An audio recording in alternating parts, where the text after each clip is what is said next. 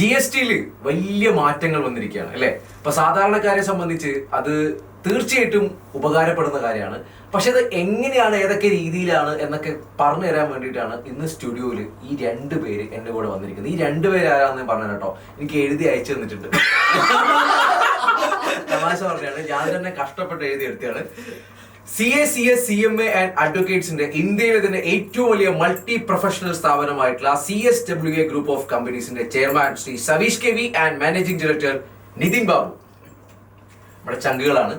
അപ്പോഴേ ശരിക്ക് ഇപ്പൊ വന്നിരിക്കുന്ന ഈ ഒരു GST-യിൽ വന്നിരിക്കുന്ന മാറ്റങ്ങൾ അത് എന്നെ പോലുള്ള സാധാരണക്കാർ, നിങ്ങളെ പോലുള്ള മുതലാളിമാർക്കല്ല, നമ്മളെയൊക്കെ പോലുള്ള സാധാരണക്കാർക്ക് വലിയ ഉപകാരമല്ലേ? തീർച്ചയായിട്ടും. കാരണം സാധാരണക്കാരെ സംബന്ധിച്ചിടത്തോളം അവർക്ക് കൂടുതൽ സാധനങ്ങൾ വാങ്ങാൻ പറ്റും, അതും റേറ്റ് വളരെ കുറവായി. കാരണം പൊതുവെ എപ്പോഴും GST എന്ന് പറയുന്നത് കസ്റ്റമറുടെ തലയിൽ തന്നെ അടക്കുന്നത്. കസ്റ്റമറെ കയ്യിൽ നിന്ന് ടാക്സ് കളക്ട് ചെയ്തിട്ടാണ് നമ്മൾ ഗവൺമെന്റിലേക്ക് അടയ്ക്കുന്നത്. അപ്പൊ ആ കസ്റ്റമറെ സംബന്ധിച്ചിടത്തോളം ആ ടാക്സിൽ കുറയുമ്പോൾ അവര് 100 രൂപ ചെലവാക്കേണ്ടടുത്ത് 80 രൂപ ചെലവാക്കിയാൽ മതി. അപ്പോ വ്യാപാരികളെ സംബന്ധിച്ച് ഇത് നഷ്ടമാണോ? അല്ല, വ്യാപാരികളെ സംബന്ധിച്ച് നഷ്ടമാണെന്നല്ല. കാരണം അവർക്ക് ഈ പറഞ്ഞ പോലെ തന്നെ ആളുകൾ കൂടുതൽ ഇനി സാധനം വാങ്ങുകയാണ് ചെയ്യുക. അപ്പൊ അവർക്ക് എപ്പോഴും ഈ പറഞ്ഞ പോലെ തന്നെ അവർക്ക് ഇനി ബിസിനസ് കൂടെയാണ് ചെയ്യേണ്ടി പോകുന്നത്. അവർക്കും നഷ്ടമില്ല. അവർക്ക് നഷ്ടം. രാജ്യത്തിന് നഷ്ടമാണോ? രാജ്യത്തിന് നഷ്ടമാണോ വെച്ച് കഴിഞ്ഞാല് അറ്റ് പ്രസന്റ് ഇപ്പൊ കുറച്ചൊരു സമയത്തേക്ക് അവർക്കൊരു നികുതിയിൽ നല്ലൊരു കുറവാണ് സംഭവിക്കുന്നത്. കാരണം അത്രയും റേറ്റ് പല സാധനങ്ങളും കുറയുന്നുണ്ട്. പക്ഷെ ഫ്യൂച്ചറിലേക്ക് നോക്കുന്ന സമയത്ത് ഗവൺമെന്റിന് ലാഭമാണ്. കാരണം ആളുകളുടെ ഈ സ്പെൻഡിങ് കപ്പാസിറ്റി വളരെ കൂടുകയാണ്. അപ്പൊ ആളുകൾ പല സാധനത്തിലും ഈ പറഞ്ഞ സാധനങ്ങൾ വാങ്ങിക്കൊണ്ടിരിക്കും, ഈ പറഞ്ഞ തന്നെ ഇൻവെസ്റ്റ് ചെയ്യുന്നത്. കാരണം ഒരു സാലറിഡ് ആയിട്ട് പോകുന്ന പല വ്യക്തികളും പറഞ്ഞാൽ എപ്പോഴും ബഡ്ജറ്റ് ചെയ്തുകൊണ്ടാണ് പോകുന്നത്. ഞങ്ങൾ ഇതിലേക്ക് ഇത്ര മാറ്റിക്കണം, ഇതിലേക്ക് ഇത്ര മാറ്റിക്കണം. അപ്പൊ ഇനി കുറച്ചും കൂടി അവരുടെ കയ്യിൽ ഫണ്ട് ഉണ്ടാകുമ്പോൾ എന്ത് ചെയ്യും, അവർ കൂടുതൽ മ്യൂച്വൽ ഫണ്ടിലും അതിലും ഇതിലും ഒക്കെ എന്ത് ചെയ്യും, ഫണ്ട് ഇൻവെസ്റ്റ് ചെയ്യാൻ തുടങ്ങും. അതൊരു പോയിന്റ്. ഫ്യൂച്ചറിൽ ഗവൺമെന്റ് ഇൻഷുറൻസിനൊക്കെ GST ഒഴിവാക്കിയത് കൊണ്ട് തന്നെ എനിക്ക് തോന്നുന്നു പലരും എടുക്കാത്തവർ കൂടെ എടുക്കാൻ സാധ്യതയുണ്ട്. അതെ, തീർച്ചയായിട്ടും അല്ലെ? നമ്മള് സാധനങ്ങൾ വാങ്ങുമ്പോൾ, സാധനങ്ങൾ എന്ന് പറയുമ്പോൾ പ്രൊഡക്റ്റുകൾ മാത്രമല്ല, ഇപ്പം ഹോട്ടലിൽ പോയിട്ട് ഫുഡ് കഴിക്കുന്ന സമയത്തൊക്കെ നമ്മൾ ബില്ല് വരുന്ന സമയത്ത് ബില്ലിന്റെ കൂടെ ഈ GST എന്ന് പറഞ്ഞൊരു സംഭവമുണ്ട്.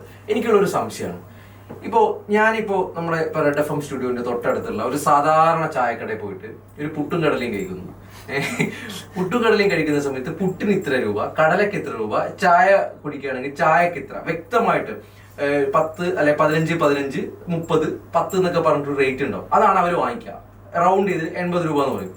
ഇതേ സാധനങ്ങൾ ഞാനിപ്പോൾ കുറച്ചുകൂടി ഒരു വലിയൊരു ഹോട്ടലിൽ പോയിട്ട് കഴിക്കുകയാണെങ്കിൽ, ഒരു റെസ്റ്റോറൻറ്റിൽ പോയി കഴിക്കുകയാണെങ്കിൽ ഈ സാധനങ്ങൾക്കൊക്കെ റേറ്റ് ഉണ്ടാവും. അതിന് താഴെയായിട്ട് 2 കാണാം, CGST, SGST.